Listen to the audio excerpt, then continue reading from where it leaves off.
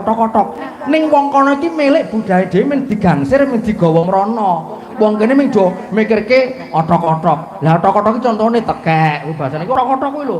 Tekek niku otok-otok. Tekek kuwi sing bobote semen iki regane 1,5 miliar pring pethuk lan liya-liyane kuwi bangsa wong kono ki arep njajah kene iki. Konsentrasine wong Jawa kuwi ora mikirke ora ngepeni budayane dhewe to. Terus do mikirke jimat kemat ngono kuwi, terus wong kono nggogoi, gagapi, ngeruk ngeduk budaya Jawa digawa nang manca kono. Nggih. Kula tak tanglet Pak Dalan. Piye takon apa? Niku rak Michael niku rak kiai Jepang. Heeh. Jenengan Kok Kana jenenge maaf kudu Michael. Sinten? Hana. Oh, Hana. Mbak Nggih. Hana. Mbak Hana niku rak kiai Jepang. Jepang. Nggih, jenengan letekon niku ngangge bahasa napa, Pak? Oh, basa Indonesia. Oh, bahasa Indonesia. Oh, saged bahasa Indonesia. Wis kono Jawa mlatet kok ya. Oh. Ya. Tak kira nek nggo bahasa Jepang. Ora. Aku sane ming takosimu Ajinomoto, sane ming ngono kuwi. Ajinomoto niku bumbu masak alias micin. Lenggah Dek Ayu. Nggih, sampun nggih. Nggih nggih enten pamundhut kanthong sanget menika saking piyai mriki ngersake sesideman ditayuke saking Mas Kumis maringi 50.000 sesideman.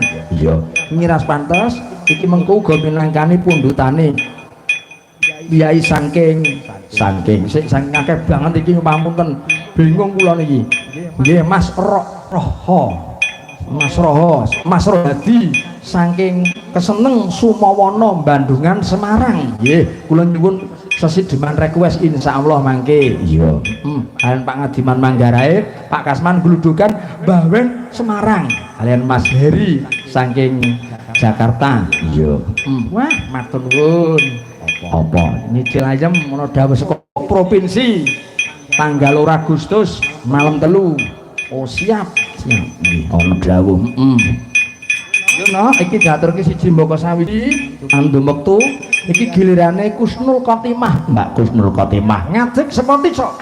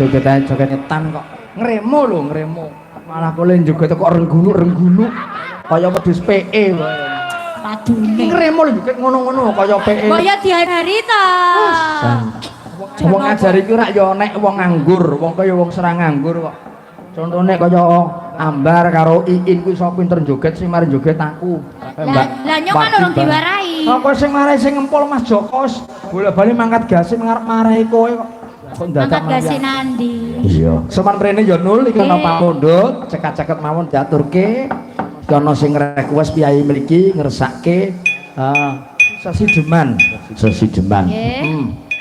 iki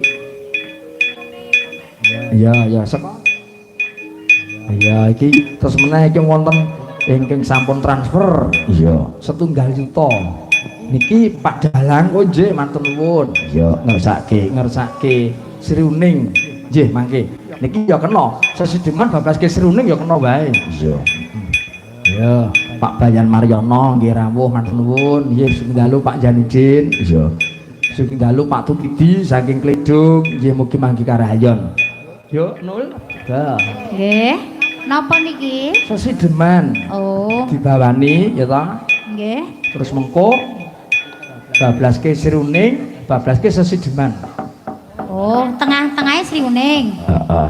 Kok pinter jenengan tuh? Pinter bae. Jadi kita berenang sambil minum susu. Susune sapa? Susumu kuwi kok. Mosok susune bojoku. Iya. Ya, bawani nganggo dandang gula, dandang.